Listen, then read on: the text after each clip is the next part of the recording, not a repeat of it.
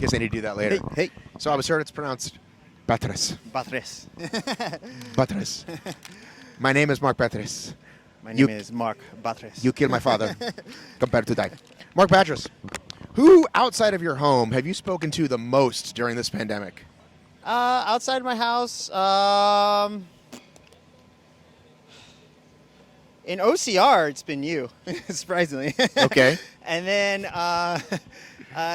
Natalie's brother, Chris, and then my brother, but that's about it, yeah. And then outside our family, hardly anybody. Yeah, just kind of been to ourselves, Okay. our family mostly, yeah. What have you eaten the most during the pandemic? Eating the most? Let me see. I don't know. I think I've been drinking a lot of beer. Lots of beer. Okay. More beer than normal, yeah. Okay, it's happened to a lot of people. Yeah. If I were to go to your house right now, okay, and turn on the Netflix there, what would it say continue watching? What are you in the middle of right now? My kids love Cobra Kai, so we've been Okay, watching a lot of Cobra Kai. right. Yeah. And let me see, what else have we been watching? Documentaries and what else? Nothing exciting. But like right now, if I went, like right now, it literally would say continue watching, like the last thing you hit pause on. I was watching Clue the movie, the last thing. Clue the movie, 1980. 80 something, yeah. Right. I would, Now, Mark, I'm going to break this down for you. yeah. Are you ready? Yes. I'm 48 years old, Mhm. which means when that movie came out, I was 11 or 12, Uh-huh. 13. Would you believe they had different endings in the theater? Oh, really? Okay. Yes. Oh, that's cool. There was like Clue, like finish A, Clue finish B. You can Google it and learn all that shit. Oh, that's cool. I wonder what they're showing on the Netflix version. Well, I think it's just like I've always seen the VHS kind of stuff, so they show all the endings. Oh. Yeah. So I was like, oh, okay. But that was like a dope thing. Like back then, it was like Yeah. it was like a choose your own adventure thing. Oh, that's cool. Uh-oh, watch out. Oh. Woodsy wants to do a tutorial. Tell Show me me how what it's we're done. watching right now. We're watching Woodsy do the anchors away.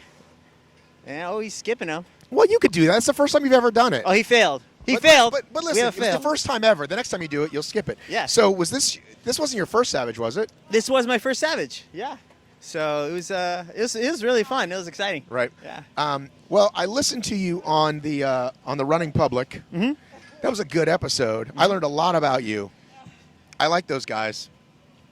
I learned a lot about training, and I liked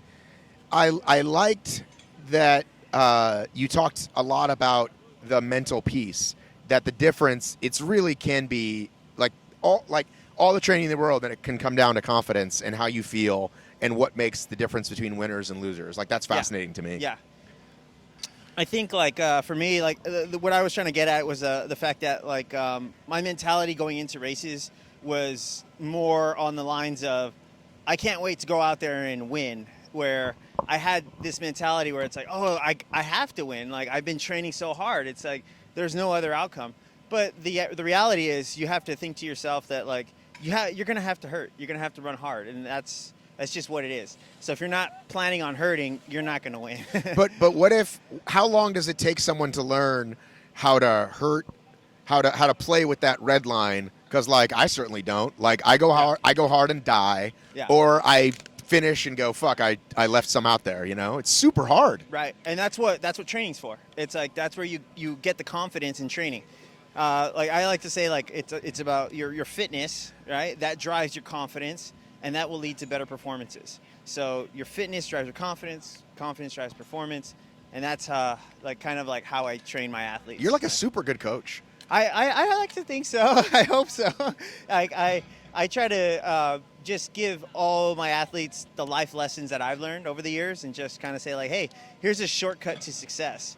You can go follow your own route, but it'll take you 20 years to get here, or you can just listen to what I'm saying and then just take the shortcuts, and then you'll be there a lot quicker. Yeah, I have a coach. I've had a coach for the last year. It started for Boston, and now it's I got this 50K that I'm leading up to. And I've already thought, well, should I keep her when this race is over?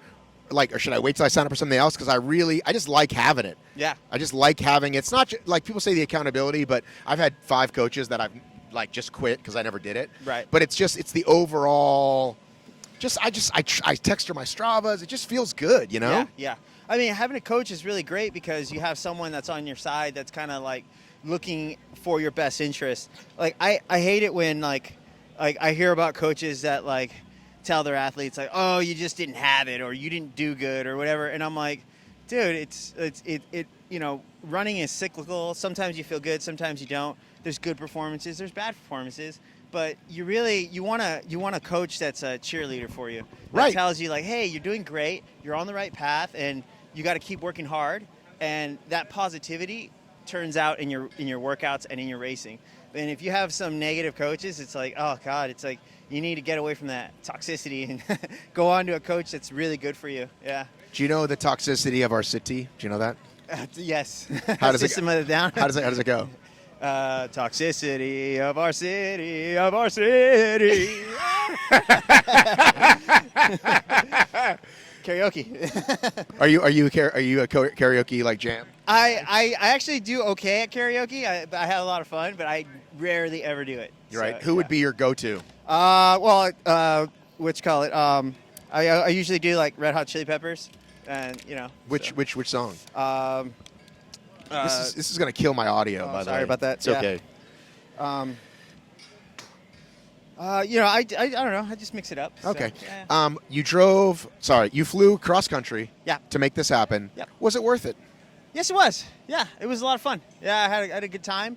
I've always wanted to drive a Savage race, but they're all on the East Coast. Right. Texas And- a little bit closer, but Yeah, and I had flight credits that were for Montana this year, and then I was like, well, I have to use them by the end of the year, so I was like, oh, this Savage race is like perfect for the flight credits. So I was like, oh, let's try it. Let's just go out there and let's do it. so are you gonna do the Dallas next month? Yeah, I'm gonna do Dallas, and then from Dallas, I'm going to Cancun with my family. So Nice. Yeah, and then so hopefully I can do the Florida one. What are you guys doing tomorrow?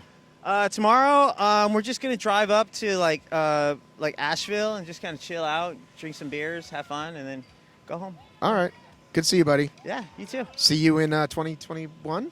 2021? Yeah. I Oh guess wait, so. is this the first place woman? Hang Yeah. on. Let's go, Alex!